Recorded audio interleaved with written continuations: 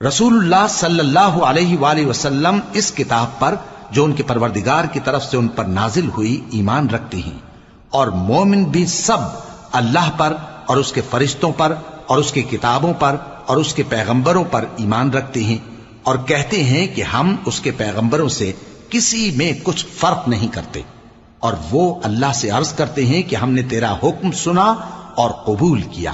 اے پروردگار، ہم تیری بخشش مانگتے ہیں اور تیری ہی طرف لوٹ کر جانا ہے۔ اللہ کسی شخص کو اس کی طاقت سے زیادہ کا ذمہ دار نہیں بناتا۔ اچھے کام کرے گا تو اس کو ان کا فائدہ ملے گا، برے کرے گا تو اسے ان کا نقصان پہنچے گا۔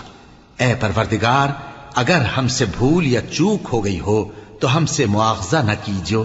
اے پروردگار، ہم پر ایسا بوجھ نہ ڈالیو جیسا تو نے ہم سے پہلے لوگوں پر ڈالا تھا۔